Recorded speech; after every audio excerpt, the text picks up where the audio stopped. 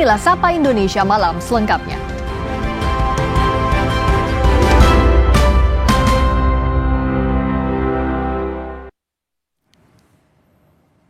Kita buka dengan informasi merespons usulan pemakzulan Wakil Presiden Gibran Rakabuming Raka, Wakil Ketua Umum Partai Gerindra yang juga Ketua Komisi 3 DPR RI Habibur Rahman meminta semua pihak harus menghormati hasil pemilu. Menurut Habibur Rahman, secara konstitusi pemilihan umum 2024 sudah memutuskan Gibran Rakabuming Raka sebagai Wakil Presiden RI yang sah. Hingga saat ini surat pemakzulan yang diajukan Forum Purnawirawan TNI belum diproses oleh DPR maupun MPR.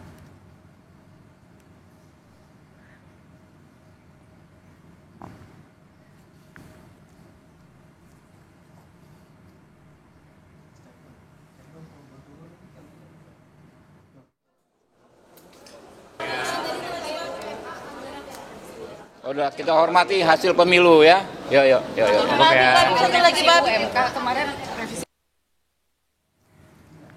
Sementara itu, Menteri Pertahanan Syafri Syamsuddin menegaskan pihaknya tidak ikut campur dengan isu politik soal desakan pemakzulan Wapres Gibran. Menurut Syafri, yang saat ini lebih penting untuk diprioritaskan adalah mempertahankan kedaulatan negara.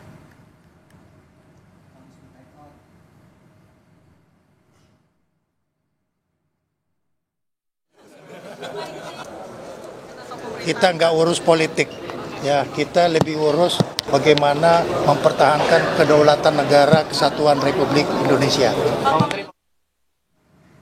Yang juga jadi perhatian, Presiden Prabowo Subianto mendorong reformasi Perserikatan Bangsa-Bangsa (PBB) agar negara-negara global selatan punya peran lebih besar dalam tata kelola dunia.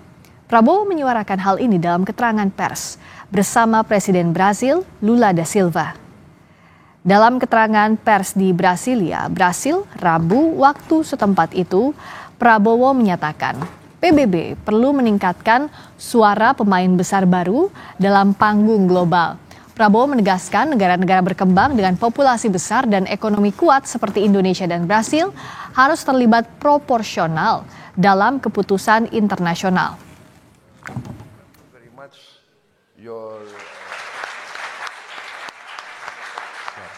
We support your thinking that there must be reforms for the United Nations to increase the voice of other new big players on the global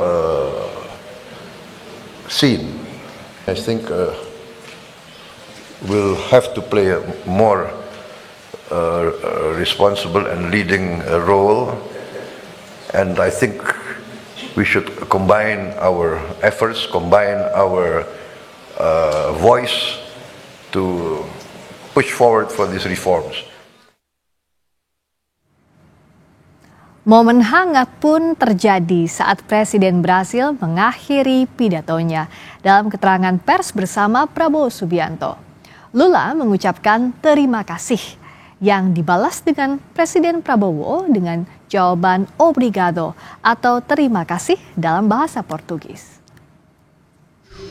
Ao presidente Prabowo Subianto, ao governo e ao povo da Indonésia, meu sincero agradecimento com a expectativa de que já possamos nos rever em breve em Jakarta. Terima kasih. Muito obrigado. We'll plan a very good birthday party for you in Jakarta. Thank you very much. Muito obrigado.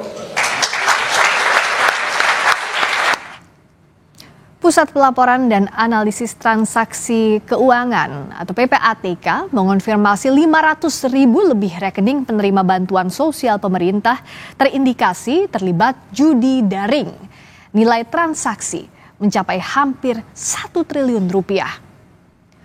Usai rapat kerja dengan Komisi 3 DPR, Kepala PPATK Ivan Yustiavandana bilang 500.000 lebih rekening itu berasal dari satu bank BUMN. Selain judi daring, PPATK juga mendapati rekening penerima bansos yang terafiliasi dengan aktivitas terorisme dan korupsi. Ivan mengaku Temuan itu telah dikoordinasikan ke Kementerian Sosial untuk ditindaklanjuti.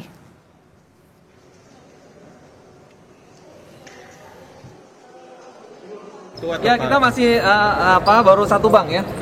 Baru satu bank. Jadi kita cocokin nicknya. Ternyata memang ada ada nick yang penerima bansos yang juga menjadi pemain judol.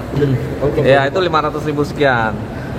Tapi ternyata ada juga nicknya yang terkait dengan tindak pidana korupsi. Bahkan ada yang pendanaan terorisme ada. Lebih dari 100 orang itu nicknya teridentifikasi terlibat mengenai kegiatan pendanaan terorisme. Judol itu transaksi rata-rata didapatkan berapa itu dari 570 rekening ya, itu? total hampir 1 triliun ya, lebih dari 900 M. Sementara itu bantuan subsidi upah dari pemerintah mulai disalurkan melalui kantor pos. Di kota Ambon, Maluku, ribuan penerima telah mendaftar untuk mendapatkan bantuan.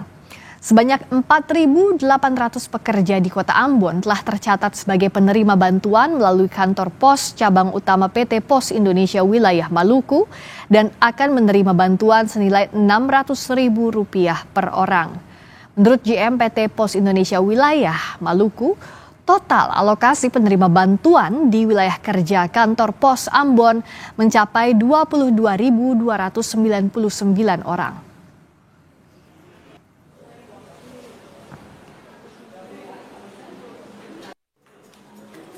Jadi hari libur nggak ada? Hari libur tidak ada. Sabtu Minggu kita juga buka.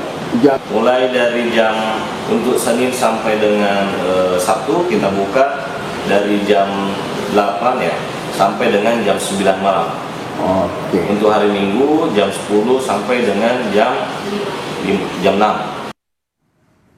Sebelum ditemukan tewas, kegiatan diplomat Kemlu Arya Darupangayunan terekam kamera pemantau atau CCTV. Dari rekaman CCTV hari Senin tanggal 7 Juli 2025 sekitar pukul 11 malam, diplomat Kemlu Arya terlihat baru kembali ke kamar indekosnya.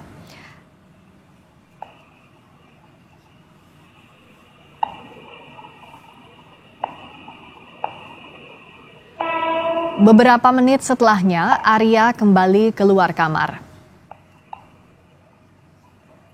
Ia membawa sebuah kantong plastik hitam, diduga hendak membuang sampah.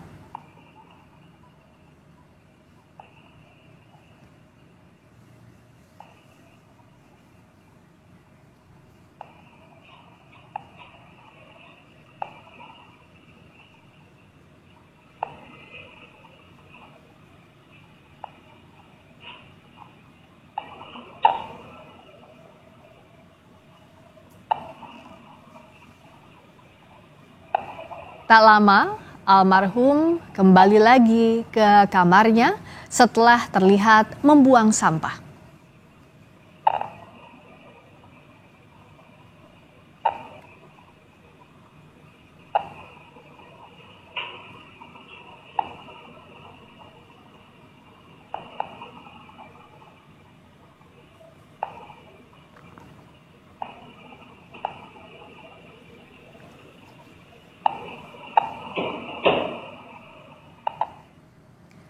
Kami juga tampilkan rekaman CCTV lain saat jenazah diplomat Kemlu pertama kali ditemukan.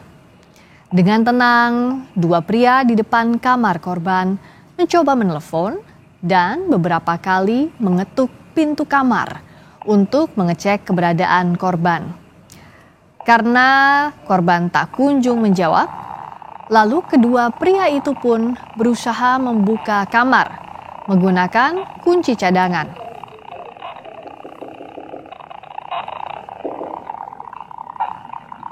Terdengar kedua pria itu mengetuk pintu.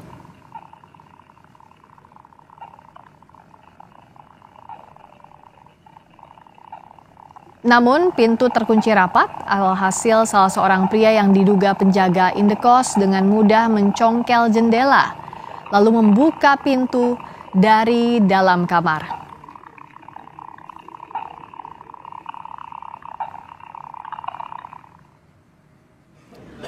Polisi kembali melakukan olah tempat kejadian perkara untuk mencari sejumlah bukti dalam penyelidikan kasus tewasnya diplomat muda Kementerian Luar Negeri. Dalam olah TKP lanjutan ini, polisi melakukan proses identifikasi terhadap sejumlah barang milik korban di kamar indekosnya. Selain memeriksa sidik jari dan CCTV, polisi juga masih menunggu hasil otopsi untuk mengetahui penyebab kematian korban.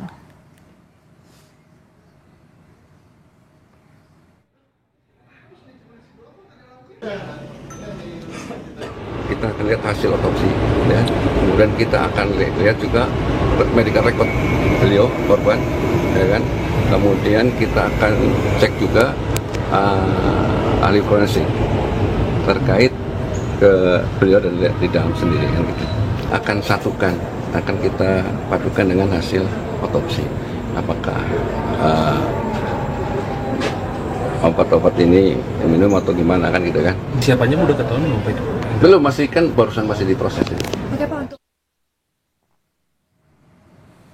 Keluarga diplomat muda Kemlu bilang saudaranya tak memiliki riwayat medis ataupun sering mengonsumsi obat tertentu. Arya juga tidak pernah bercerita soal tekanan ataupun kesulitan yang ia alami dalam pekerjaan. 2 kali nggih Mas, namanya stres itu kan kita tidak pernah tahu. Nah saya juga nggak ada, maksudnya tidak ada history medical check up-nya segala macam, saya juga nggak ada gitu. Jadi saya nggak bisa konfirmasi lebih lanjut. Cuman yang saya tahu beliaunya itu jarang sakit. Excited gitu loh, anak itu seneng. Jadi cerita dia penugasan di Timor Leste, itu tuh dia menceritakan dengan sangat antusias. Dan mau keberangkatannya ini juga antusias ya? Antusias Mas. Ke Helsinki. Iya, antusias betul. Sementara Direktur Perlindungan Warga Negara Indonesia Kementerian Luar Negeri Yuda Nugraha bilang almarhum pernah menjadi saksi dalam kasus tindak pidana perdagangan orang atau TPPO. Namun terkait penyebab kematiannya masih harus menunggu penyelidikan polisi. Menjadi saksi untuk kasus TPPO yang ada di Jepang ya. Tahun berapa Pak? Udah lama kasusnya, udah lama dan kasusnya sudah selesai. Pak, katanya juga ada kasus judi online yang akan jadi saksi beliau, benar Pak? Enggak. Jadi almarhum lebih banyak bertugas di bidang-bidang tadi ya, pemulangan anak-anak pelantar, ya, terus evakuasi dan sebagainya. Polisi masih mengusut kematian diplomat Kementerian Luar Negeri yang ditemukan tewas di kamar indekosnya di kawasan Menteng, Jakarta Pusat. Kita dengarkan laporan jurnalis Kompas TV Asri Gunawan bersama juru kamera Denny Yosua yang berada di lokasi kejadian. Asri, hasil olah TKP hari ini apa yang terbaru? Dan apa juga dugaan penyebab kematian korban? Yang terbaru, Friska, polisi mengecek barang-barang yang ada di dalam kamar kos korban, termasuk mengecek dokumen dan juga barang berharga milik korban. Diungkapkan bahwa tidak ada barang maupun dokumen yang hilang. Selain itu, polisi juga mengamankan obat-obatan milik korban seperti obat sakit kepala, obat lambung. Tetapi apakah obat-obatan ini ada kaitannya dengan penyebab kematian korban atau tidak? Tentu ini yang masih didalami. Selain itu, polisi juga mengidentifikasi sidik jari yang ada di lakban yang ditemukan di TKP, di mana sidik jari korban ditemukan di sana. Tapi memang belum bisa dipastikan apakah ada sidik jari lain, dan tentunya ini yang nantinya akan menentukan apakah ada keterlibatan pihak lain termasuk tindak pidana di sana. Dan selanjutnya sebelumnya juga Friska dan saudara, polisi juga telah mengantongi sejumlah barang bukti berupa rekaman CCTV, kemudian lakban yang lilitan lakban begitu, kantong plastik hingga pakaian korban di TKP. Dan selanjutnya Friska dan saudara, saya ingin menunjukkan kepada Anda bagaimana kondisi di sekitar TKP. Juru kamera Kompas TV Denny Yosua akan menunjukkan ini adalah satu-satunya pintu masuk ke dalam indekos di mana korban tinggal begitu. Dan kalau bisa saya tunjukkan Friska, ini pintunya sudah menggunakan akses khusus begitu. Ini untuk masuk hanya bisa menggunakan tab akses maupun juga sidik jari yang sudah terdaftar maupun PIN. Jadi tidak sembarang orang bisa masuk ke sini, hanya penghuni dan juga pemilik kos yang bisa masuk ke sini. Selain itu ada kamera CCTV atau kamera pemantau juga di sana yang mengarah langsung ke kamar korban, dan ini seperti yang diputar rekamannya sebelumnya sebelum saya memberikan laporan. Ini menunjukkan aktivitas korban sebelum ditemukan meninggal dunia. Tidak hanya itu, Friska dan saudara, di TKP atau di samping indekos ini ada vape store, di mana di sini juga ada CCTV di sebelah kanan begitu, ini yang mengarah ke pintu masuk utama indekos korban, yang mana ini bisa menunjukkan tentunya apakah ada pihak lain atau orang lain yang masuk atau keluar dari indekos tersebut, dan menunjukkan dan nantinya bisa menambahkan bukti atau materi untuk polisi menentukan apakah ada keterlibatan pihak lain atau tidak. Saya juga sempat berbincang dengan salah satu penjaga di vape store ini yang menyatakan bahwa memang korban ini tidak banyak berinteraksi dengan para penjaga di sini dan tidak ada hal-hal aneh yang mereka temukan. Kemudian terkait dengan penyebab kematian Friska, tentu saja hasil penyelidikan termasuk olah TKP, hasil otopsi, pemeriksaan sejumlah saksi, ini yang nantinya bisa menjawab. Kembali ke Anda, Friska. Nah, yang juga jadi pertanyaan, apakah penjaga indekos tempat tewasnya diplomat Kemlu di kawasan Menteng itu masih ada atau saat ini berada di mana? Nah, informasi yang saya peroleh, Friska, penjaga kos ini sudah tidak ada di lokasi atau sudah tidak ada di indekos sejak kejadian setelah melapor ke polisi. Sehingga tadi pun saya sempat berupaya begitu untuk menemui penjaga kos untuk mendapatkan informasi lebih lanjut, namun ternyata sudah tidak tinggal di indekos ini dan juga sudah meninggalkan indekos ini sejak hari kejadian. Termasuk juga beberapa penghuni kos di sini, berdasarkan keterangan penjaga vape store, bahwa beberapa ini sebagian sudah meninggalkan indekos ini sejak hari kejadian atau tanggal 8 Juli lalu. Sehingga kondisinya ini sangat sepi, tidak banyak, bahkan saya bisa katakan hampir tidak ada orang yang berlalu lalang keluar masuk indekos ini, Friska. Oke, tidak ada orang berlalu lalang, seluruh penghuni indekos, kalau dari amatan Anda tidak ada di lokasi ya, Astri, setelah kejadian itu? Setelah kejadian sudah tidak menempati indekos, Friska, untuk penjaga. Jadi, tapi sebelumnya juga sudah seperti rekaman yang diputar sebelumnya, ditujukan bahwa di malam sebelumnya di sekitar pukul 10 lewat, begitu 10 malam lewat, penjaga kos ini sempat bertegur sapa ketika korban keluar dari kamarnya untuk membuang sampah begitu. Kemudian di rekaman CCTV lain yang menunjukkan di pagi harinya penjaga kos ini membuka atau mengetuk terlebih dahulu, kemudian tidak ada respon dan akhirnya membuka paksa sehingga disitulah ditemukan korban meninggal dunia, dan hal itu dilakukan berdasarkan permintaan dari istri korban yang sebelumnya tidak bisa menghubungi korban sampai akhirnya harus membuka paksa pintu kamar korban. Demikian, Friska.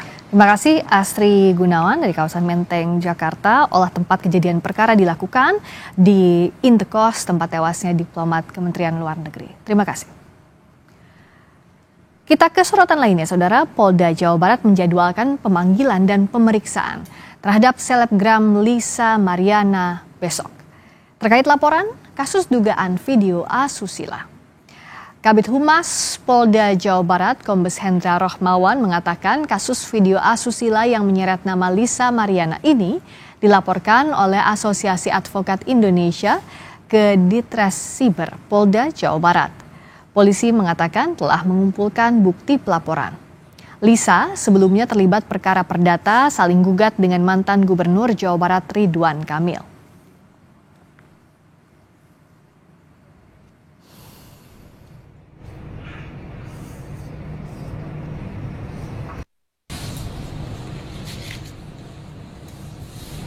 Yang melaporkan videografi yang ada di situ itu diterima oleh Polda Jabar dan saat ini sedang melakukan penyidikan terhadap saksi-saksi. Saksi ini yang kita dapatkan terlebih dahulu adalah saksi pelapor, ya, untuk minta keterangan dari menguatan dari pelaporan itu, dan yang kedua saksi-saksi dari yang ada di video sur tadi itu, ya. Yang bersangkutan sudah kami periksa semua, keduanya, baik yang si berperan laki-laki maupun yang berperan perempuan. Nah, dan saat ini kita sedang mengumpulkan bukti-bukti agar bisa menetapkan yang bersangkutan sebagai tersangka. Sudah kita layangkan, sudah kita atur jadwalnya, tinggal yang bersangkutan apakah nanti akan datang atau tidak. Rencananya kapan, Bu? Besok. Besok? Iya. Sebelum ke informasi berikutnya, kita dengarkan bersama kumandang azan maghrib bagi wilayah Jakarta dan sekitarnya.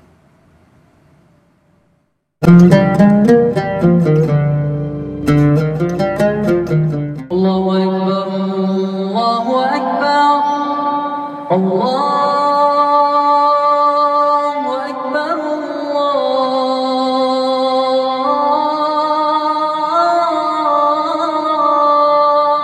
Allahu Akbar. Asyhadu an la ilaha illallah.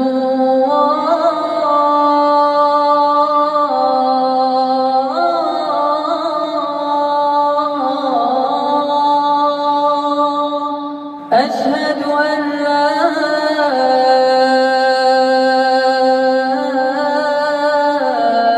إله إلا الله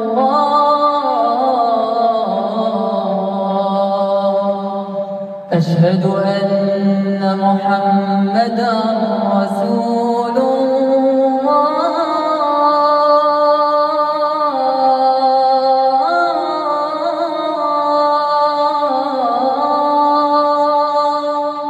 أشهد أن محمدا رسول الله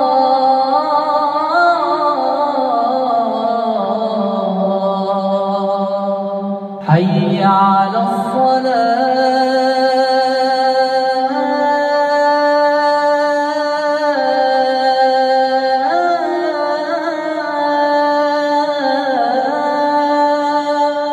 حي على الصلاة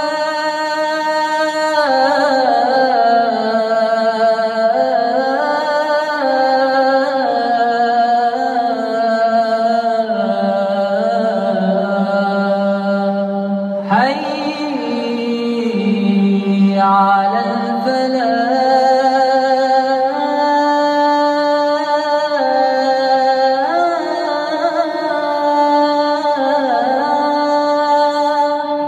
حي على الفلاح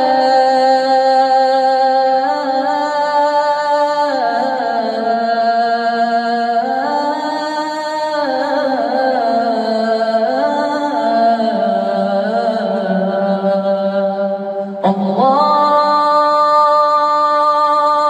أكبر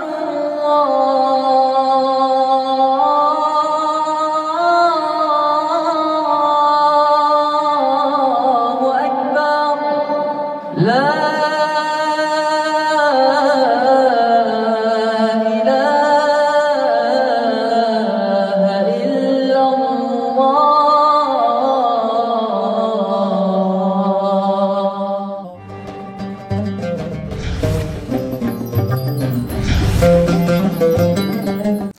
Selamat menunaikan ibadah salat maghrib bagi Anda yang menjalankan khususnya di wilayah Jakarta dan sekitarnya. Sapa Indonesia Malam kembali dengan informasi seputar kasus hukum. Kuasa hukum Misri, perempuan yang menjadi tersangka kasus kematian Brigadir Nur Hadi yang melibatkan dua atasannya, meminta agar kliennya dapat menjadi justice kolaborator. Saat ini pihaknya masih menunggu jawaban Lembaga Perlindungan Saksi dan Korban atau LPSK. Misri merupakan perempuan asal Jambi yang diajak tersangka untuk menemani di private villa di Gili Trawangan, Lombok Utara. Kuasa hukum menilai Misri adalah saksi kunci atau saksi mahkota yang mengetahui siapa pelaku penganiayaan hingga Nur Hadi tewas di villa tersebut. Iya ada. Maksud mengakui ini bagaimana? Apakah dia harus mengakui sesuai dengan pasal yang disangkakan atau dia menceritakan yang sebenarnya menurut versinya dia? Kalau mengikuti mengakui sesuai dengan pasal yang disangkakan, mungkin kami tidak akan mengajukan justice collaborator ternyata. Tapi kami akan tetap mengajukan itu. Nanti biar LPSK yang akan mempertimbangkan. Dinilai dalam draft permohonan justice collaborator itu kami tetap berpendapat bahwa apa yang disangkakan itu adalah tidak benar. Kami kutip dari media sosial YouTube milik Misri Puspitasri, sebelum ditetapkan sebagai tersangka, Misri sempat merintis karir di dunia modeling. Dari channel YouTube itu, tampak Misri sempat mengikuti Jambi Fashion Festival 2019. Ia juga sempat mempromosikan kopi dan wisata Jambi.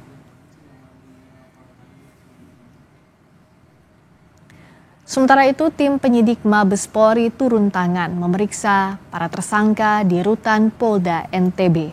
Dalam penyelidikannya, seluruh tersangka terindikasi berbohong atas kematian Brigadir Nur Hadi. Akibatnya, polisi kesulitan menentukan siapa pelaku utama pembunuhan Nur Hadi. Menanggapi kecurigaan publik adanya rekayasa penahanan, Polda NTB menegaskan 2 perwira polisi YG dan HC benar-benar ditahan di rutan Polda NTB. Memang benar sudah ditahan. Iya, tetap dia ada di sini. Tidak ada itu kita sembunyi-sembunyi, terbuka. Ya, untuk apa kita bohongi masyarakat? Berdasarkan rekomendasi dari tim medis bahwa dia bisa melaksanakan penahanan. Baru kita terima. Jadi kalau yang kemarin itu baru penyerahan untuk dilakukan serah terima dari penyidik ke petugas jaga tahanan. Jadi nggak bisa langsung dikasih baju tahanan? Nggak bisa itu. Nanti saya dong melanggar hak dari tahanan. Sedangkan ada aturan yang mengaturnya. Kompolnas minta kasus kematian Brigadir Muhammad Nur Hadi yang dibunuh oleh atasannya ditelusuri dengan cermat. Komisioner Kompolnas Khairul Anam mengatakan kasus ini perlu penyidikan mendalam untuk membuktikan peristiwa yang sebenarnya terjadi. Jika terbukti ada tindak pidana, maka pelaku harus dihukum seberat-beratnya. Hal ini untuk memberi efek jera dan menghindari kejadian serupa terulang. Memang harus dipidana seberat-beratnya. Ada 2 dimensi dalam konteks pidana seberat-beratnya. Dimensi pertama adalah pelakunya adalah anggota polisi sendiri.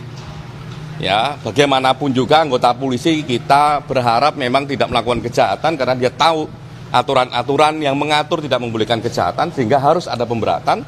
Yang berikutnya dimensi kedua adalah korbannya juga polisi, di mana negara melakukan investasi banyak untuk membuat sebuah anggota polisi sehingga bisa menjaga kita semua yang nggak boleh dihilangkan begitu saja nyawanya, sehingga pelakunya harus dihukum seberat-beratnya. Kita ke sorotan lainnya. KPK bakal menjadwalkan pemeriksaan mantan Gubernur Jawa Barat Ridwan Kamil terkait kasus dugaan korupsi proyek pengadaan iklan pada Bank BJB. Ketua KPK Setio Budianto mengatakan pemanggilan akan dilakukan untuk mengklarifikasi hasil penggeledahan yang pernah dilakukan oleh penyidik ke rumah Ridwan Kamil 10 Maret lalu. Setio tidak menyebutkan kapan waktu pemanggilan terhadap Ridwan Kamil, namun Ketua KPK menyebut penggeledahan ke rumah Ridwan Kamil bukan berarti yang tersangkutan pasti menjadi tersangka. Dalam kasus korupsi proyek iklan di Bank BJB yang merugikan negara hingga 222 miliar rupiah, KPK telah menetapkan 5 orang tersangka. Bank Jabar masih fokus kepada pemeriksaan yang lain-lain. Ada saksi, ada kemudian mungkin melakukan pemeriksaan atau penelaahan terhadap dokumen, data, dan lain-lain untuk bisa memastikan. Tapi saya yakin penyidik pasti akan nanti menentukan jadwal untuk pemanggilan karena untuk bisa mempertanggungjawabkan dan mengklarifikasi terhadap kegiatan penggeledahan yang sudah pernah dilakukan. Ya mungkin masalah waktu aja. KPK memeriksa Gubernur Jawa Timur Khofifah Indar Parawansa sebagai saksi dalam kasus dugaan korupsi pengurusan dana hibah untuk kelompok masyarakat dari APBD Provinsi tahun anggaran 2021-2022. Pemeriksaan dilakukan di gedung Direktorat Reserse Kriminal Khusus Polda Jawa Timur sejak pukul 10 pagi. Khofifah masuk melalui pintu sisi belakang gedung Tribrata. Pemeriksaan Khofifah dilakukan atas permintaan kuasa hukum dari 4 tersangka dalam kasus ini. Sebelumnya KPK memanggil Khofifah untuk menjadi saksi kasus tersebut 20 Juni lalu. Namun Khofifah batal diperiksa penyidik KPK karena sedang berada di luar negeri. Pemeriksaan dilakukan di Jawa Timur atau di Surabaya. Itu karena bersamaan penyidik saat ini bahkan sudah beberapa hari yang lalu sampai beberapa hari ke depan, mereka semua ada di Surabaya atau di Jawa Timur dan sekitarnya. Nah, ini berkaitan juga efisiensi bersamaan ya, mereka melakukan kegiatan di perkara yang lain. Sesaat lagi Sapa Indonesia Malam kembali dengan informasi. Uji keaslian ijazah Jokowi masih bergulir. Usai gelar perkara khusus kemarin. Kemana ujung perkara ini? Informasinya usai jeda.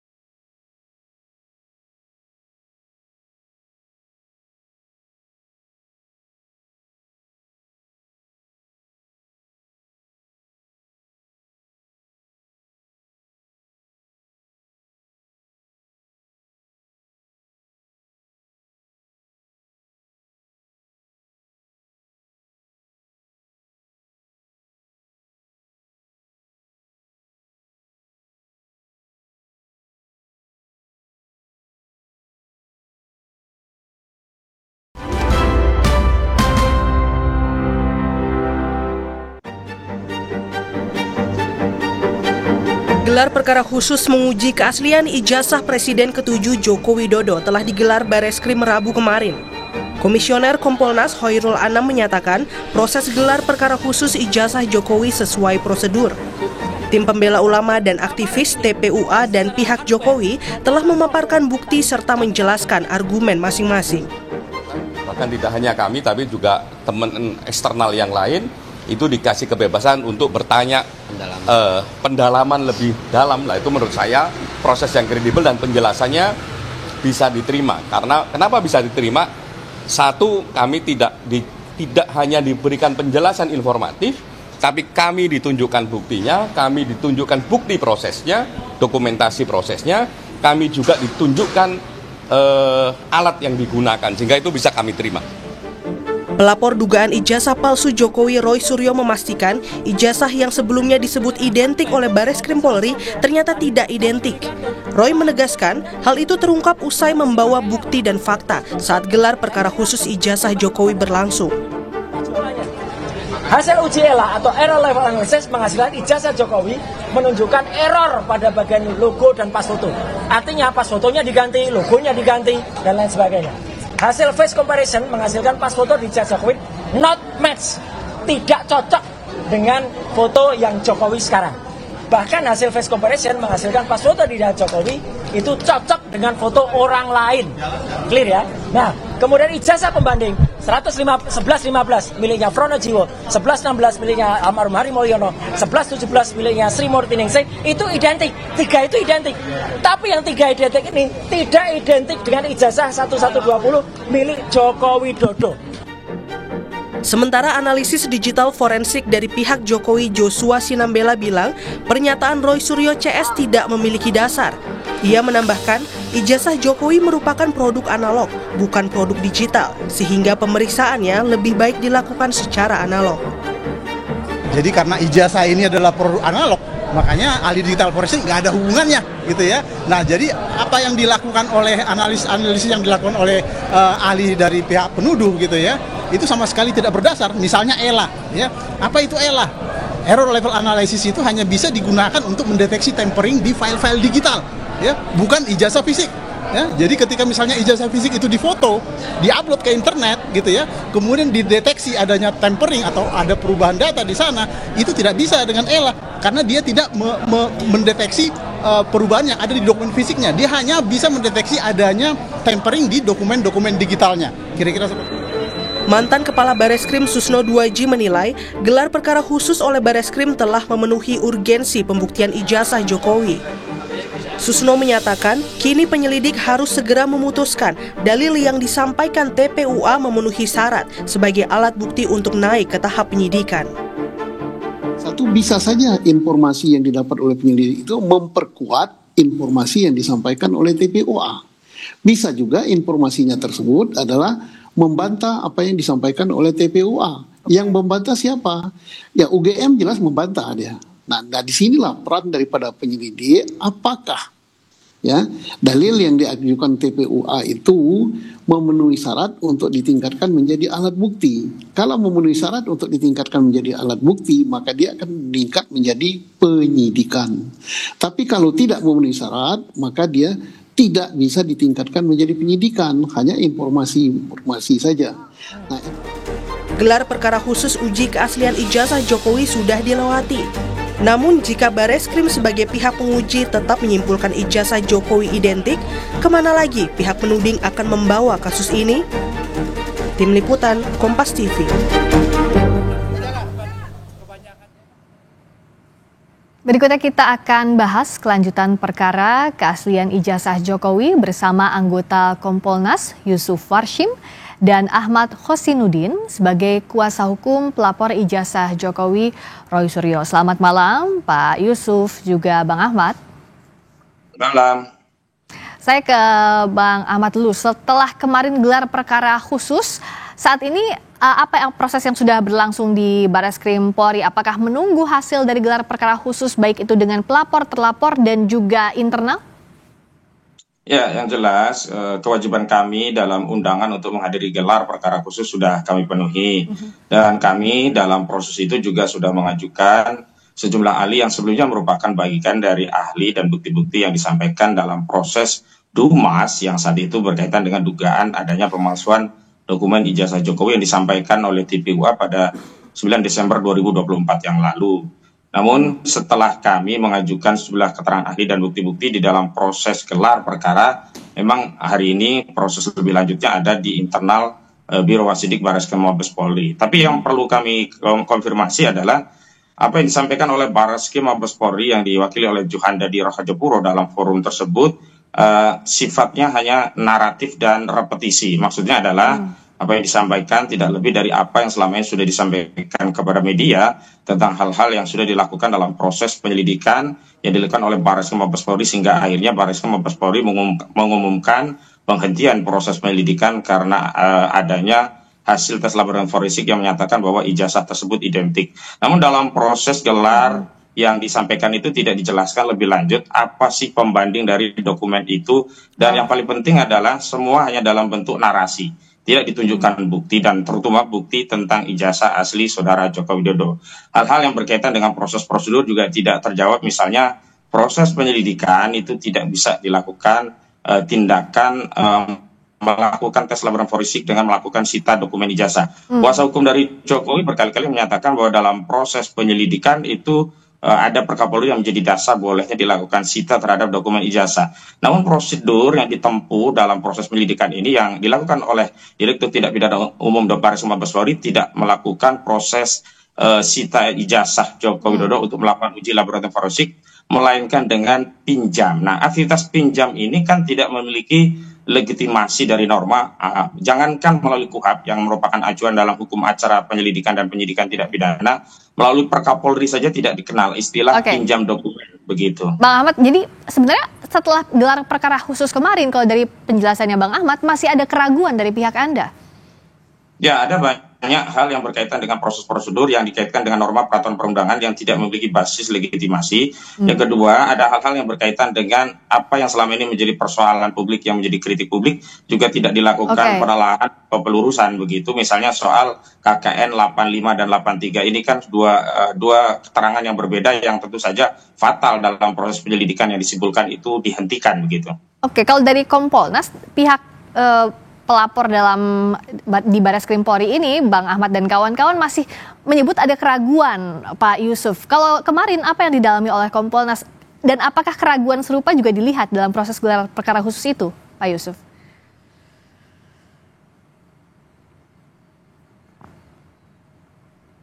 Masih di mute, tolong di unmute.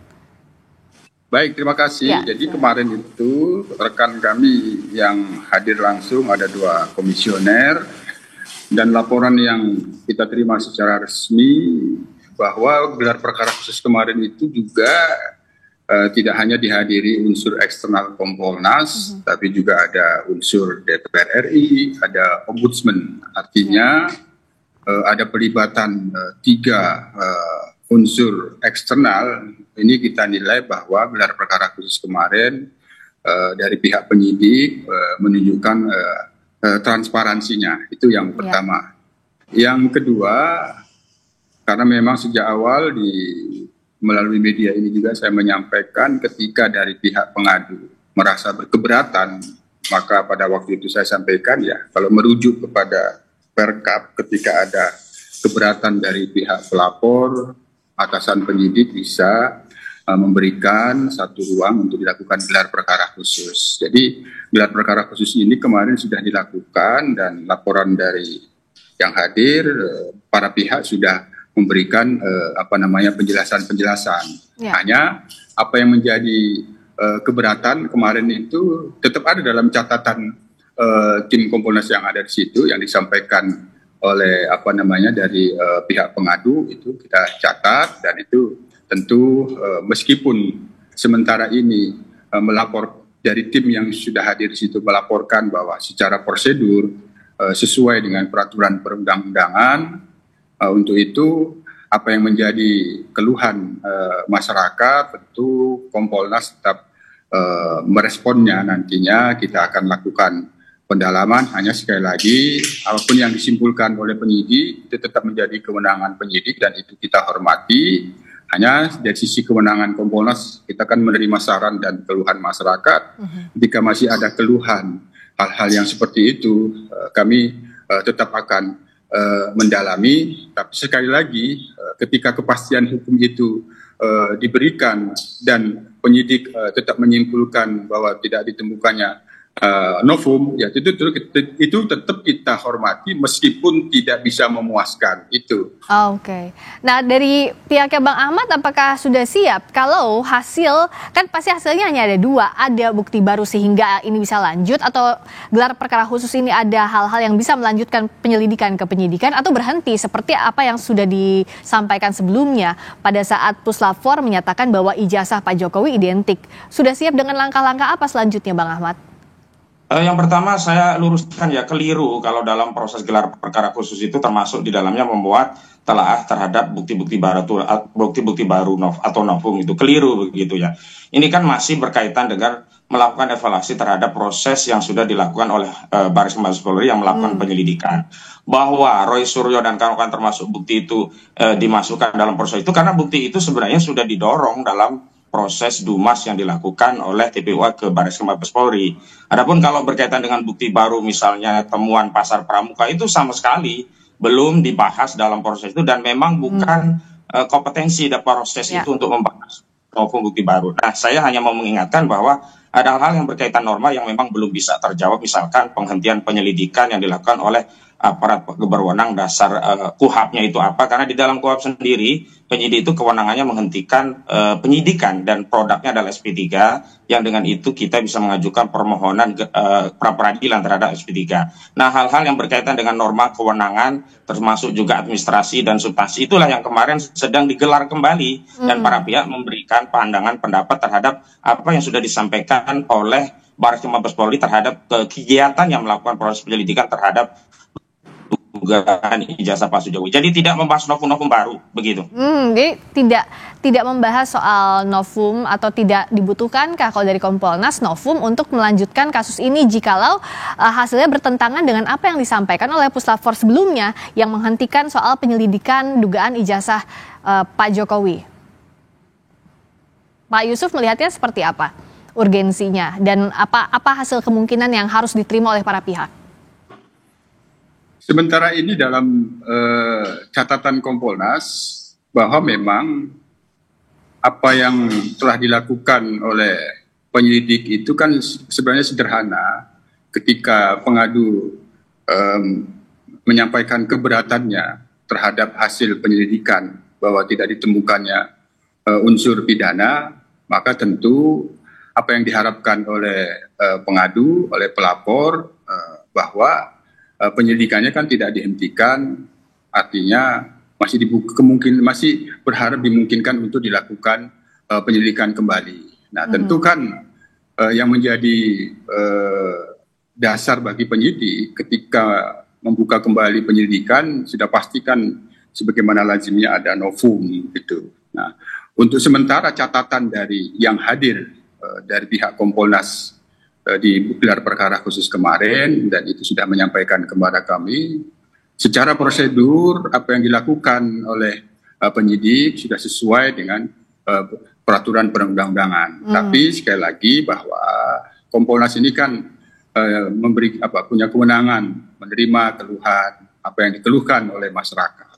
Apa yang menjadi keluhan pengadu kita tetap catat, tentu kita terus berupaya untuk melakukan pendalaman apabila memang ada hal-hal yang masih memungkinkan untuk disarankan kepada penyidik bahwa apa yang dikeluhkan oleh pengadu ini memang dirasa perlu, ya itu tentu kita bisa bersaran. Tapi sekali lagi hasil sementara yang dilaporkan oleh tim Kompolnas yang hadir di gelar perkara khusus kemarin, apabila ingin dibuka kembali penyelidikan itu menyampaikan bahwa belum ada yang menunjukkan sebagai novum, meskipun tadi dari pihak Mas Ahmad menyampaikan bahwa kemarin itu tidak bermaksud untuk menyampaikan adanya bukti baru, tapi menyoal pada prosedurnya seperti itu. Jadi nanti kita akan tunggu apa yang disampaikan oleh penyidik dari hasil gelar perkara khusus ini apakah akan dilanjutkan dibuka kembali ataukah tidak, dan apa dasarnya, bagaimana juga penjelasan terkait dengan prosedur, termasuk catatan yang sudah disampaikan Kompolnas tadi ya, sudah dicatat dari Kompolnas, dari yang disampaikan oleh Pak Ahmad dan kawan-kawan. Terima kasih anggota Kompolnas Pak Yusuf Warshim dan Bang Ahmad Kosinudin, kuasa hukum pelapor ijazah Jokowi. Selamat. Terima kasih. Terima kasih, selamat malam. Berikutnya Saudara, Sapa Indonesia Malam masih akan kembali dengan informasi lainnya. Sejumlah kementerian dan lembaga berbondong-bondong mengajukan usulan tambahan anggaran untuk rencana kerja di tahun depan. Hal itu disampaikan dalam rapat dengan Badan Anggaran DPR RI 7 Juli lalu. Informasinya akan kami ulas usai jeda bersama rekan saya Radi Saputro di Sapa Indonesia Malam.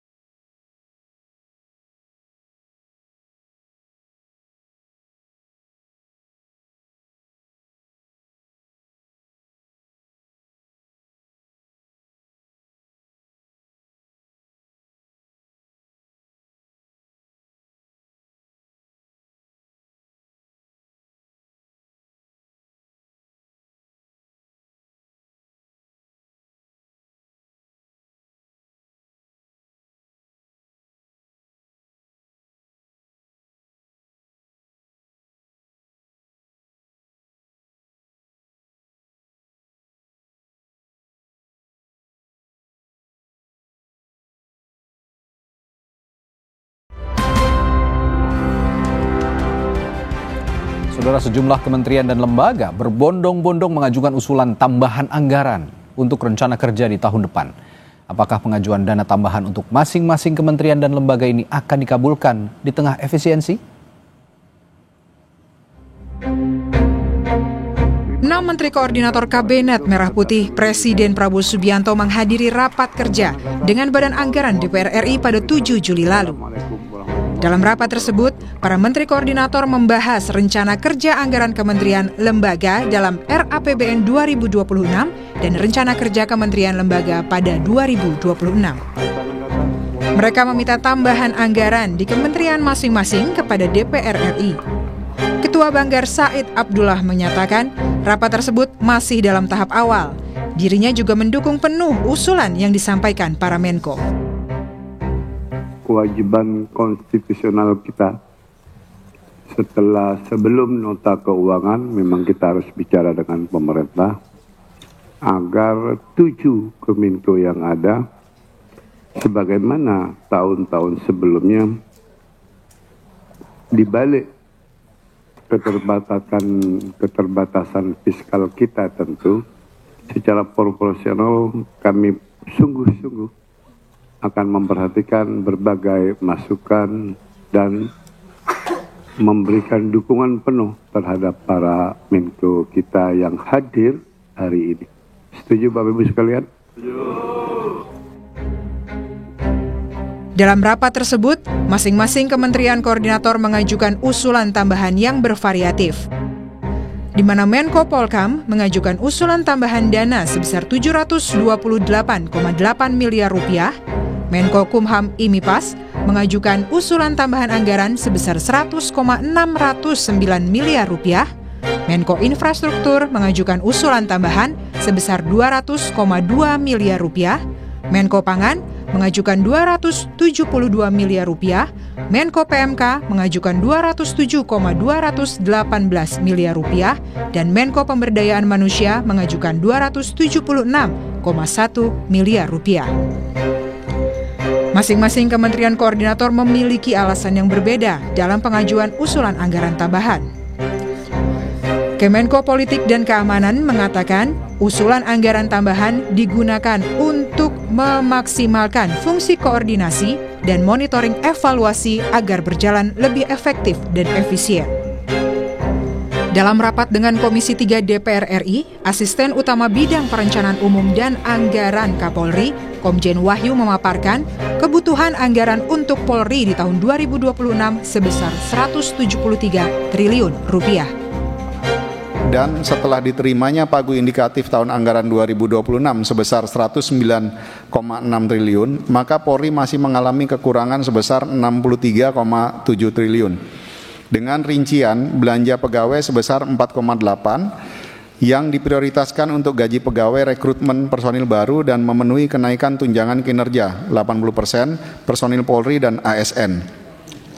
Belanja barang sebesar 13,8 triliun yang diprioritaskan untuk meningkatkan operasional kepolisian dan pelayanan Kamtipmas, diantaranya pemenuhan operasional pengembangan Polda Papua Tengah, Papua Barat Daya, serta Polres atau Satker baru, Dukop, Babin Kamtipmas, perawatan Command Center, pengamanan di perbatasan dan pulau-pulau kecil terluar, dan lain-lain. Sementara Kementerian Pertahanan menyebut pagu indikatif yang diberikan kepada Kementerian Pertahanan masih belum cukup dan meminta tambahan sebesar 184 triliun rupiah. Upaya yang akan kita usulkan kepada Menteri Keuangan dan Menteri Bappenas bahwa pagu indikatif yang diberikan kepada kita masih belum mencukupi kebutuhan prioritas.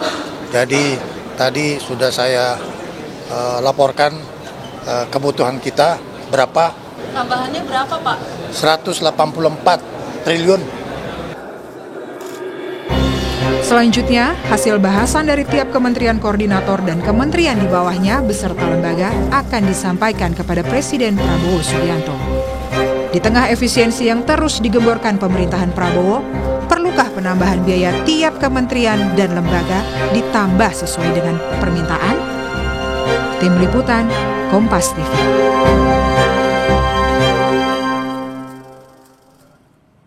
Lalu dari mana asal tambahan anggaran itu jika melihat kepada kemampuan fiskal APBN 2026 nanti? Untuk mengulasnya kita sudah bergabung dengan Muhammad Haikal selaku anggota Banggar DPR RI dan juga Wakil Ketua ada juga maksud kami Esther Sri Astuti selaku Direktur Eksekutif Indef yang sudah bergabung malam hari ini. Selamat malam Pak Haikal dan Mbak Esther. Selamat malam. Baik. Malam Mas Wadi. Oke, saya ke Pak Haikal dulu. Pak Haikal, alasan utama sebenarnya berdasarkan komunikasi Anda di DPR juga dengan sejumlah kementerian begitu ya, tentu saja Badan Anggaran berkoordinasi dengan lintas komisi dan juga lintas kementerian. Apa alasan utama kementerian dan lembaga ini mengajukan kenaikan anggaran di RAPBN 2026? Mengingat instruksi Presiden nomor 1 tahun 2025 menekankan efisiensi anggaran hingga 306,7 triliun. Pak Hekal. Jadi kalau setiap, ini kan kita masih tahap pembahasan KEM PPKF ya, itu masih kira-kira materi-materi pemikiran untuk kita mengajukan RUU APBN nanti. Nah, ini kan penggodokan lah, kira-kira program prioritasnya apa saja, terus kalau dari segi lebih makronya, kira-kira asumsi-asumsi makronya, pertumbuhannya seperti apa, kira-kira penerimaannya seperti apa, dan nanti target-target, misalnya kayak penerimaan negaranya, persentasi terhadap GDP-nya seperti apa, inflasi, dan seterusnya. Nah, kalau kita berkaca kepada tahun ini, tahun 2025, ini kan tahun pertama mungkin yang menteri-menteri ini semua lagi menjalankan APBN yang kita sama-sama tahu di awal tahun diminta diefisiensikan. Nah, APBN tahun ini kan sebetulnya agak unik karena memang ada juga kementerian-kementerian yang baru saja mengalami pemisahan ataupun pemekaran, sehingga mereka itu ada yang harus berbagi dari APBN yang sebenarnya sudah disiapkan dulu untuk satu kementerian. Kayak tadi kan ditayangkan ada 6 Kemenko. Dulu kan sebetulnya cuma 4. Nah sekarang itu 6 Kemenko itu berbagi di anggaran yang sebenarnya cuma disiapkan untuk 4 Kemenko. Nah jadi mereka ini kan juga kalau kita ingat di awal-awal periode itu semua ada pengetatan yang cukup signifikan. Sehingga mereka ini sekarang yang kita harapkan, dan saya juga sampaikan waktu di komisi kepada mitra-mitra kita, harapan kita adalah pada saat mereka mengajukan anggaran baru, itu sudah sesuai dengan harapan dan arahan daripada Presiden, yaitu untuk melakukannya sesuai dengan efektivitas penggunaan anggaran. Jadi dulu yang disuruh dihemat oleh Pak Hekal, efektivitas penggunaan anggaran ini maksudnya masih efisiensi juga atau berbeda dengan dengan kalimat itu? Efisiensinya bukan dengan tujuan untuk mengurangi penggunaan anggarannya pada tahun 2025 ini, tapi justru mengurangi pemborosan yang ada di dalam anggaran yang sudah tersedia. Jadi yang diharapkan itu adalah anggaran yang ada digunakan secara efektif untuk program-program yang benar-benar nyampe ke rakyat. Jadi contoh misalnya kita ada mau menyalurkan bantuan. Bantuan nilainya misalnya 10. Jangan kita habis anggaran 20 atau 30 untuk mengeluarkan bantuan yang nilainya cuma 10 gitu kan. Dan itu jadi di dalam pemerintahan kita. Nah maksudnya ini kan, kalau memang kita mau menyalurkan anggaran untuk bantuan, ya semaksimal mungkin itu memang anggaran untuk bantuan. Jangan dihambur-hamburkan untuk kita ngebahas soal bantuannya, akhirnya bantuannya menjadi prioritas kedua. Lebih banyak kita ngabisin anggaran untuk ngebahas bantuan tersebut gitu kan.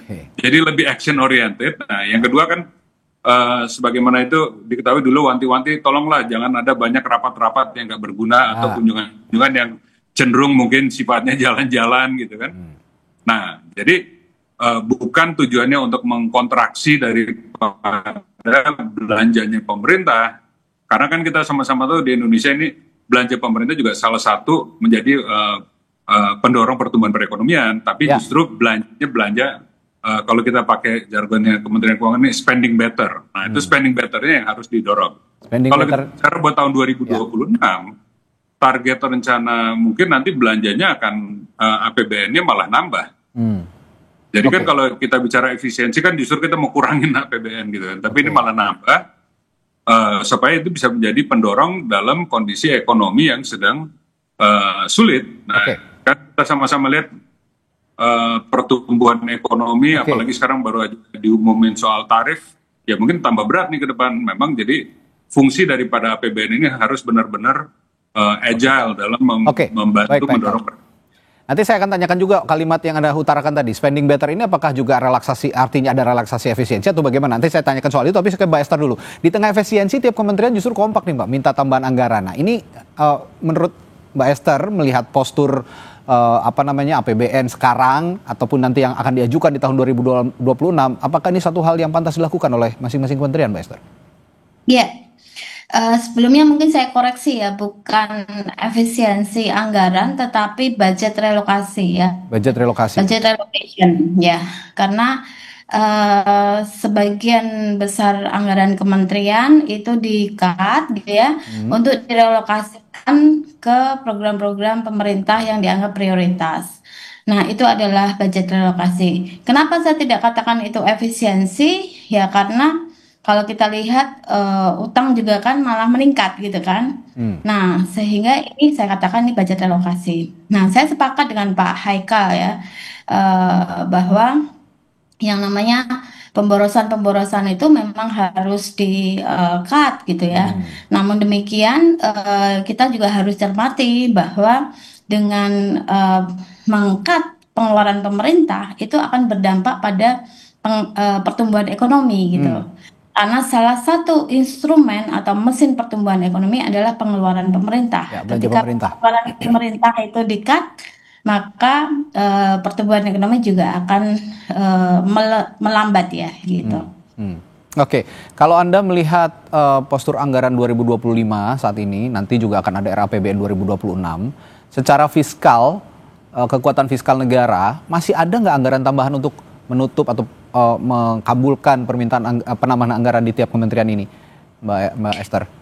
Iya, jadi kalau saya lihat memang pemotongan anggarannya itu tidak proporsional ya. Kadang ada yang 20%, ada juga yang 50%, ada yang lebih. Jadi tidak standar semua dipotong 50% semua. Jadi kalau menurut saya ke depan jika memang ada mengabulkan ya penambahan dari anggaran setiap kementerian, maka harus dilihat lagi mana program-program yang memang perlu ya atau prioritas untuk dibiayai oleh tambahan anggaran tersebut. Dan bagaimana dampaknya gitu ya. Jadi jangan asal penyerapan anggaran saja, tetapi kita harus mempertimbangkan dampak atau kita ukur dengan key performance indikatornya apa saja. Oke. Nah, Pak Eka, kalau tadi dibilang sama Mbak Esther itu budget realokasi begitu ya, relokasi budget yang pos-posnya yang tadinya tidak perlu dialihkan ke pos yang lebih perlu. Nah, kira-kira itu akan ada relaksasi atau tidak dengan adanya pengajuan penambahan anggaran oleh masing-masing kementerian ini? Jadi gini Pak, itu kan sudah terjadi di tahun 2025. Tapi kalau tahun depan itu sebetulnya bukan ada lagi relokasi lagi karena memang udah pengajuan baru. Ya. Kalau tahun ini kan memang relokasi seperti yang disampaikan tadi.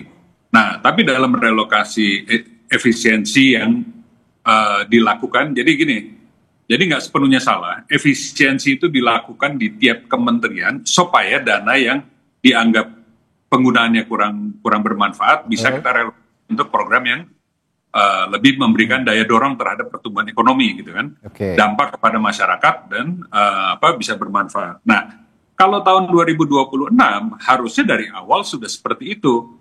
Jadi program-programnya seperti itu. Nah, kayak kemarin kita rapat dengan BPKP misalnya.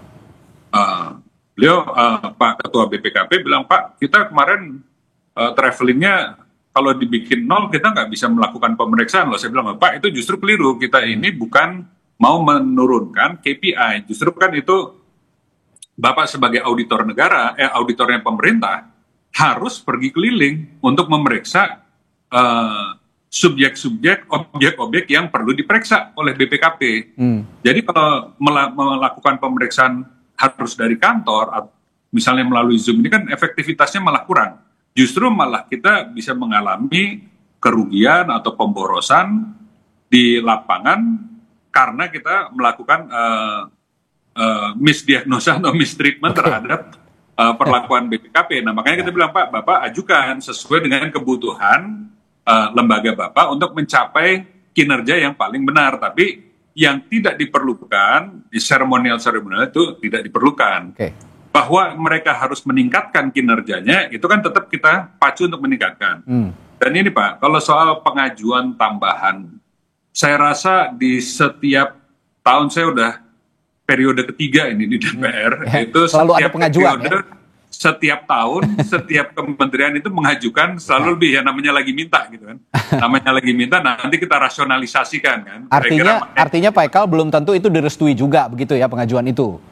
Ya, jadi kan mereka semua, ya kan kita kalau mengajukan proposal pasti semuanya kedengarannya cukup penting. Nah, nanti kan kita lihat realitas availability daripada anggaran. Kemudian ini kan menjadi kepentingan daripada pemerintah juga mana yang harus didorong dan nanti kita lihat mana yang kalau gitu Pak Ekal ya.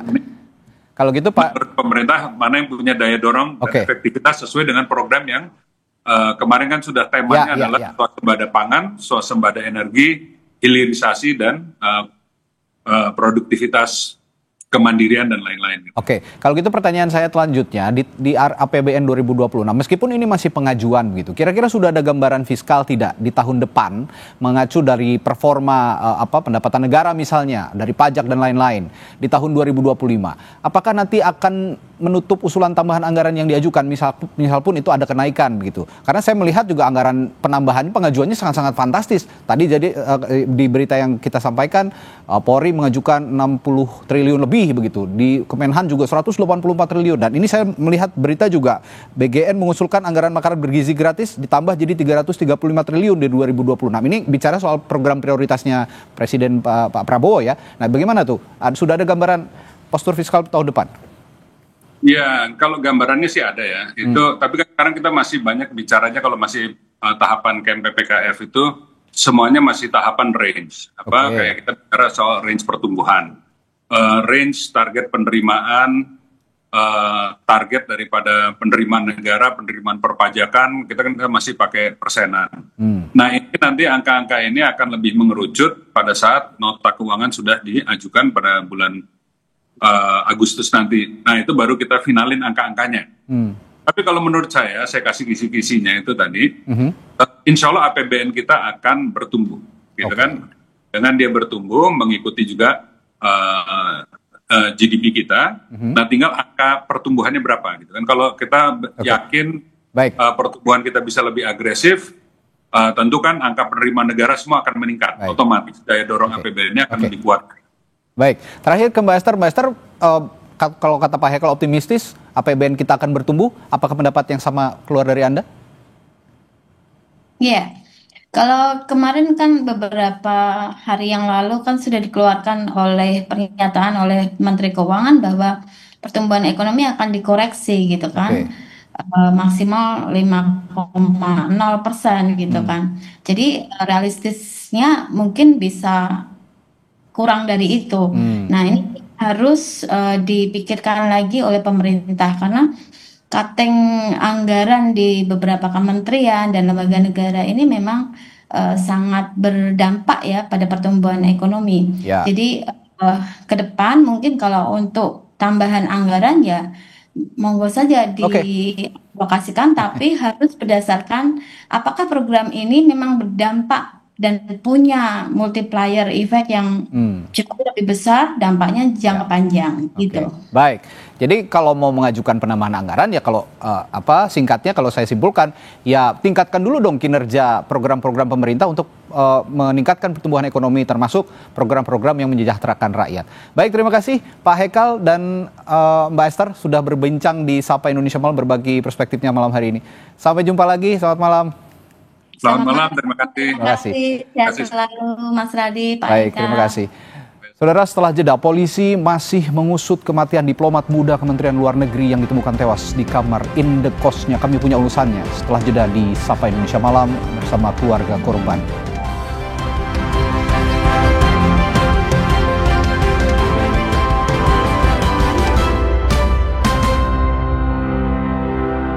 라이두알리마 칼슘 콜라겐 브루크랑 꿀리크리프 둘랑크로포스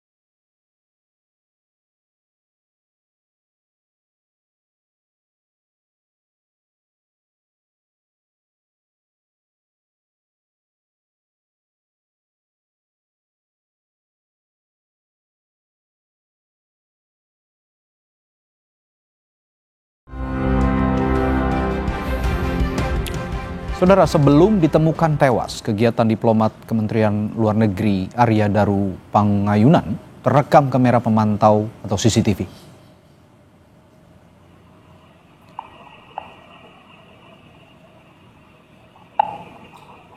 Dari rekaman CCTV hari Senin 7 Juli 2025 sekitar pukul 11 malam, diplomat Kemlu Arya terlihat baru kembali ke kamar indekosnya. Beberapa menit setelahnya, Arya kembali keluar kamar dan ia membawa sebuah kantong plastik hitam yang diduga adalah sampah yang dibalut dalam kantong plastik. Dan diduga Arya ini hendak membuang sampah.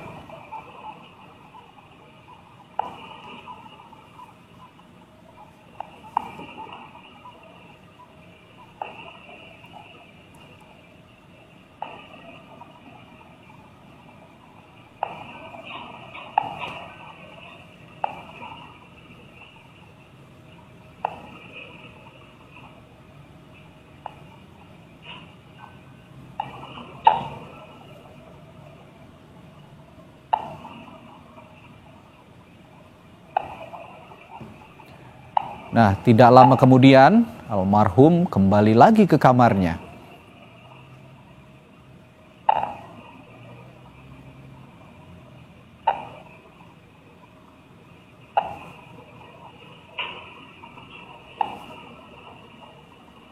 Nah, visual yang Anda saksikan ini adalah visual rekaman CCTV malam sebelum Arya ditemukan tewas keesokan harinya. Dan kami juga tampilkan rekaman CCTV lain saat jenazah diplomat Kemlu pertama kalinya ditemukan. Dengan tenang, dua pria di depan kamar korban mencoba menelepon awalnya dan beberapa kali mengetuk pintu kamar untuk mengecek keberadaan korban. Namun karena korban tidak kunjung menjawab, kedua pria itu berusaha membuka kamar menggunakan kunci cadangan. Namun pintu terkunci rapat, alhasil salah seorang pria yang diduga penjaga indekos dengan mudah mencongkel jendela lalu membuka pintu dari dalam kamar. Dan saudara, polisi kembali melakukan olah tempat kejadian perkara untuk mencari sejumlah bukti dalam penyelidikan kasus tewasnya diplomat muda Kementerian Luar Negeri. Dalam olah TKP lanjutan ini, polisi melakukan proses identifikasi terhadap sejumlah barang milik korban di kamar indekosnya. Selain memeriksa sidik jari dan CCTV, polisi juga masih menunggu hasil otopsi untuk mengetahui penyebab kematian korban. Kita akan lihat hasil otopsi, ya. Kemudian kita akan lihat juga medical record beliau korban, ya kan. Kemudian kita akan cek juga ahli forensik terkait ke beliau dan di dalam sendiri, kan gitu. Akan satukan, akan kita padukan dengan hasil otopsi. Apakah obat-obat ini minum atau gimana, kan gitu kan. Siapanya udah ketahuan belum Pak itu? Belum, masih kan barusan masih diproses. Saudara, penyebab kematian diplomat muda Kemlu di kamar indekosnya masih dalam penyelidikan polisi. Lantas apakah ada keterlibatan pihak lain dalam peristiwa ini? Kita bahas bersama Meta Bagus, kakak ipar dari diplomat Kemlu Arya Daru Pangayunan, dan juga sudah bergabung kriminolog dari Universitas Indonesia Hanifah Hasna. Selamat malam Mbak Meta dan Mas Meta dan Mbak Hanifah. Selamat malam Mas Selamat malam Pak Adi, selamat salam kenal. Baik, Mas Meta, saya tanya dari cerita-cerita almarhum kepada istri yang juga saudara dari Mas Meta juga ya.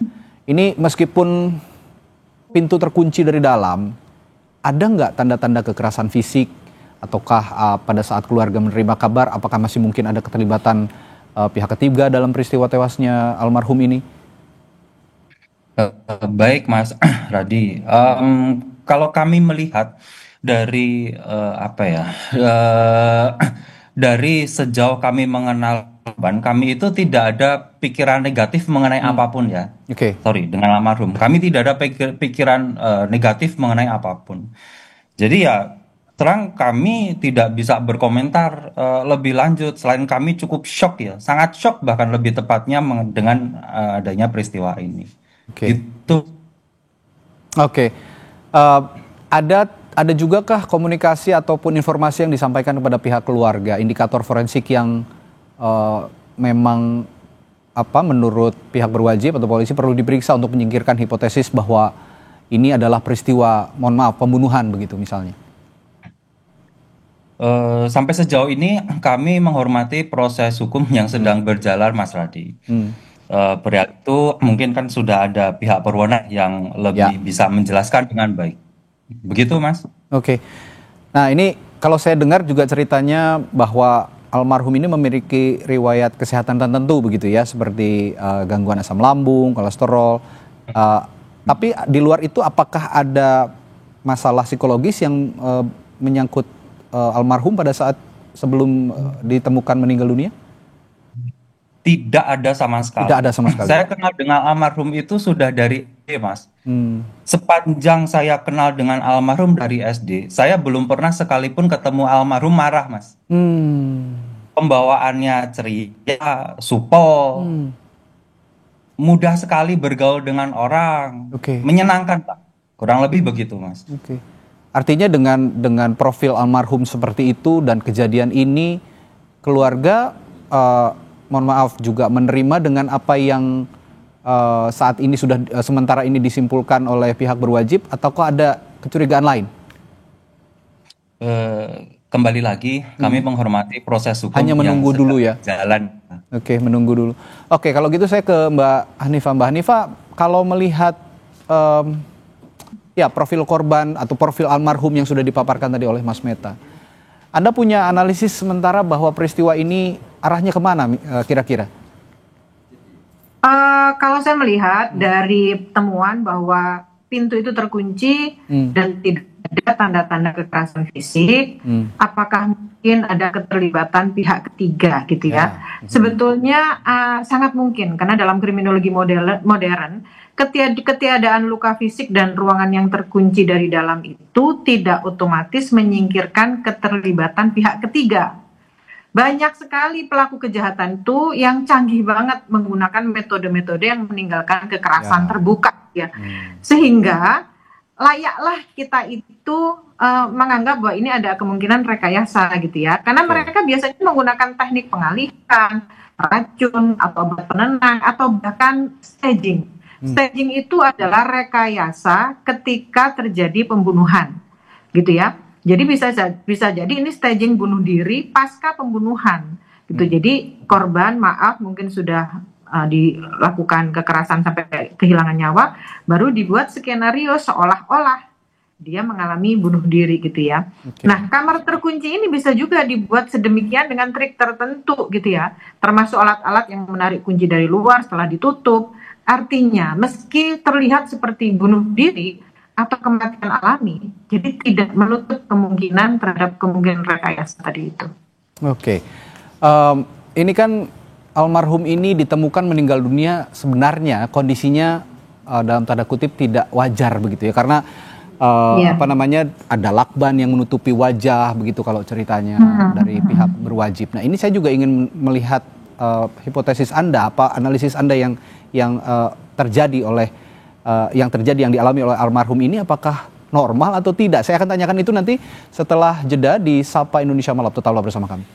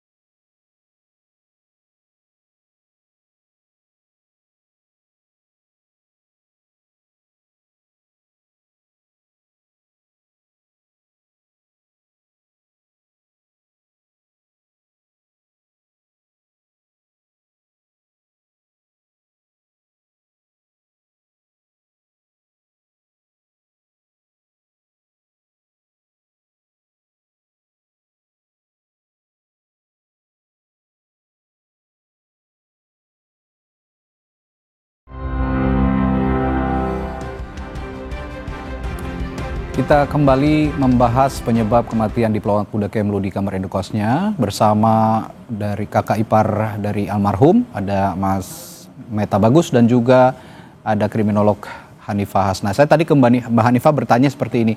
Mbak Hanifah, kan kalau dipaparkan oleh pihak kepolisian begitu, dari polisi mengatakan bahwa pada saat ditemukan almarhum ini meninggal dalam keadaan tidak wajar lah, boleh dikatakan begitu ya, dengan kepala tertutup lakban begitu ya, bagian kepala tertutup lakban. Nah, dengan kondisi seperti ini, apakah Anda punya analisis bahwa korban ini meninggal dengan tidak wajar atau bagaimana? Atau ada analisis lain? Oke, kalau meninggal tidak wajar itu pasti ya, karena orang meninggal itu kan ada 4 sebab. Yang pertama karena sudah waktunya, yaitu karena sudah tua. Yang kedua karena dibunuh. Yang ketiga bunuh diri, yang keempat karena sakit gitu ya. Nah, ini kalau kondisinya seperti itu berarti kan layak kita sampaikan bahwa ini adalah kejadian yang tidak lazim. Nah, selanjutnya ketika disampaikan bahwa ini adalah bunuh diri, sepertinya sangat tidak mungkin. Karena kita melihat dalam kondisi tertutup seperti itu, terus ditemukan dalam kondisi yang sangat rapi. Ini mengindikasikan ada seseorang atau pihak ketiga yang membuat korban ini menjadi serapih itu gitu ya. Kan kalau dia melakukan pembalutan sendiri, berarti ada kondisi ketika korban itu mengalami sesak nafas sehingga ada gerakan-gerakan yang asimetris. Tapi ketika ditemukan ini kan dalam kondisi yang sangat rapih gitu ya, dalam kondisi terselimuti dengan bagus gitu ya. Berarti kan ada kemungkinan ini ada pihak ketiga yang melakukan kejahatan ini.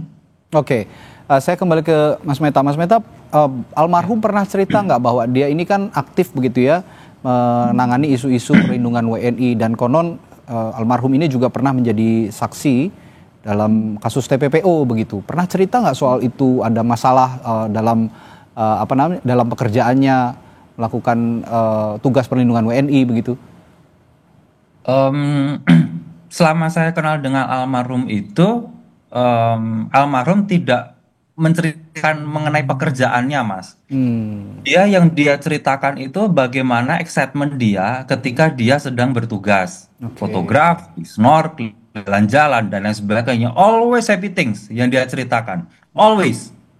Most of the time lah, kira-kira begitu. Kalaupun tuh capek, hanya capek penerbangan jauh, ya capek-capek receh lah, Mas gitu. Tapi soal khusus, soal yang saya tanyakan tadi, soal dia menangani perlindungan WNI, nggak pernah cerita ya, hanya excitementnya dia aja pada saat menjalankan tugas di Kementerian Luar Negeri gitu ya. Ya, betul.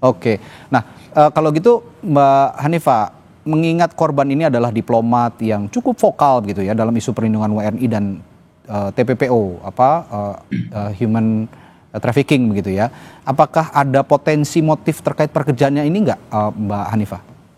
Sebetulnya sih ada hal yang harus kita pertimbangkan ya. Yang pertama adalah posisi sosial korban, di mana kemungkinan almarhum ini memiliki akses ke informasi penting atau sensitif, gitu ya, terkait dengan pekerjaannya. Yang kedua, potensi tekanan struktural, baik dari dalam institusi maupun dari aktor eksternal yang kita nggak tahu ini siapa, gitu. Yang terakhir adalah resiko profesional dan psikologis, karena pekerjaan ini menangani perlindungan WNI, seringkali berhadapan dengan konflik, diplomasi krisis atau isu HAM, adalah kemungkinan ke arah ke sana. Tapi dari perspektif kriminologi sendiri, kita perlu menggali apakah korban sedang menghadapi beban psikologis yang tinggi atau psikososial yang tinggi, ataukah terlibat dalam situasi beresiko yang membuatnya menjadi target tekanan. Mengingat beliau atau almarhum itu orang yang sangat receh tadi itu, tidak pernah menyampaikan hal-hal yang berat gitu ya. Ada kemungkinan psikososial atau kondisi-kondisi psikologis dalam tekanan itu menjadi rahasia almarhum atau korban sendiri, disimpan secara pribadi. Ini yang kita bongkar ya. Mas Meta, terakhir, saat-saat sebelum almarhum meninggal, adakah komunikasi bahwa ada kunjungan atau kontak terakhir yang diketahui oleh keluarga sebelum almarhum ini tidak bisa dihubungi pada subuh 8 Juli oleh sang istri? Kalau dengan saya pribadi, saya ketemu dengan almarhum itu malam minggu yang lalu. Kebetulan almarhum baru rutin lah kan pulang ke Jogja, ketemu sama keluarganya. Nah, dia cerita bahwa harusnya incoming malam minggu ini mau ke Borobudur, ketemu sama main sama anak-anaknya dan lain sebagainya gitu. Setelah ketemu dengan almarhum di minggu lalu, dia itu hanya cerita mengenai persiapan dia penugasan, itu aja. Sama beberapa cerita mengenai foto, mobil, ya seperti tadi saya bilang lah, receh-receh menyenangkan gitu. Gitu. Cerita mengenai penugasan masih di dalam negeri atau ke luar negeri? Yang penugasan ini dia ke Finland kan, Mas? Oke, penugasan ke luar negeri. Itu yang diceritakan terakhir kali. Baik, terakhir saya juga ke Mbak Hanifah, kalau melihat kondisi seperti ini dengan polisi juga yang masih sepertinya agak bingung dan bukti CCTV juga mengatakan sejauh ini itu tidak ada orang lain atau tidak ada orang asing yang memasuki kamar indekos almarhum ini. Ini kira-kira bisa cepat terungkap nggak kira-kira penyebab kematian almarhum ini apa begitu? Kira-kira bisa cepat terungkap nggak kalau melihat kondisi saat ini, Mbak Hanifah? Baik, kalau menurut saya sih polisi kita adalah polisi yang sudah sangat berpengalaman ya. Walaupun dengan modal sidik jari dan dengan CCTV yang ada mungkin bisa terungkap, apalagi melibatkan psikolog forensik atau dokter forensik yang bisa melihat sebetulnya ketika menemukan korban itu apakah ada zat-zat tertentu atau obat-obatan yang mungkin terhirup sehingga membuat kondisi korban itu menjadi lemah gitu ya. Nah ini kan bisa dilihat oleh dokter forensik atau psikolog forensik. Lalu ketika kita punya modal sekarang sidik jari, katanya sidik jarinya itu ada di dalam lakban. Kita kan perlu melihat sidik jarinya itu apakah di luar atau di dalam juga gitu ya. Karena kalau ini dililit sendiri berarti dari awal lakban itu dililitkan semuanya ada sidik jari. Menghadap kemanakah sidik jari itu gitu ya. Lalu apakah ada sidik jari ganda di tempat yang lain? Karena pastinya semuanya juga terkontaminasi atau ada tertutup dengan sidik jari berbeda gitu ya. Lalu apakah si korban ini menyentuh lakban dalam situasi yang normal tadi itu? Apakah seperti disejajarkan sehingga membuat seolah-olah ini memang dipersiapkan. Tapi yang jelas kalau ini ada orang ketiga, yaitu ini ada rekayasa, berarti ini bukan pembunuhan yang sederhana. Ini sudah dipersiapkan dengan cara yang sebaik-baiknya sehingga menimbulkan tanda tanya yang besar masyarakat. Baik, semoga ada cepat titik terang ya apa atau teka-teki dari kematian almarhum ini. Dan sekali lagi saya atas nama Kompas TV mengucapkan turut berduka cita yang sedalam-dalamnya untuk keluarga Mas Meta, sampaikan juga untuk keluarga kami mengucapkan duka cita yang mendalam atas meninggalnya almarhum. Terima kasih Mas Meta dan juga Mbak Hanifah sudah berbagi pandangan dan berbagi ceritanya di Sapa Indonesia Malam. Sampai jumpa lagi, selamat malam. Selamat malam Mas. Terima kasih Mas. Terima kasih Mbak. Saudara, setelah jeda di Sapa Indonesia Malam, Majelis Hakim Pengadilan Negeri Surakarta mengabulkan eksepsi para tergugat termasuk Presiden ke-7 Joko Widodo dalam sidang dugaan ijazah palsu. Informasi lengkapnya setelah jeda di Sapa Indonesia Malam.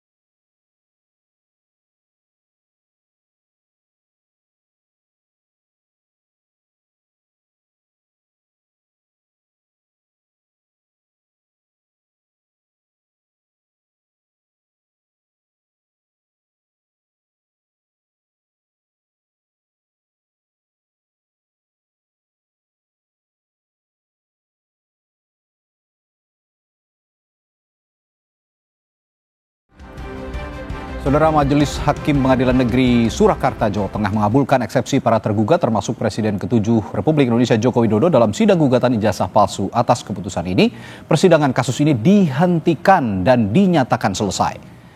Hal itu terungkap pada putusan sela yang diunggah Majelis Hakim Pengadilan Negeri Surakarta, Jawa Tengah, Kamis siang. Menurut kuasa hukum Jokowi, YB Irfan, Majelis Hakim mengabulkan eksepsi terutama soal kompetensi absolut dari para tergugat. Dengan demikian, PN Surakarta tidak dapat melanjutkan sidang kecuali jika penggugat mengambil langkah banding. Dengan adanya putusan sela oleh Majelis Hakim Pemeriksaan Perkara di dalam amarnya mengabulkan eksepsi kompetensi absolut para tergugat, maka berakhirlah sudah perkara tersebut untuk tidak berlanjut dalam pemeriksaan pokok perkara. Nah, kecuali banding. Sementara pihak penggugat langsung merespons akan mengajukan banding terhadap putusan Majelis Hakim mengabulkan eksepsi pihak Jokowi.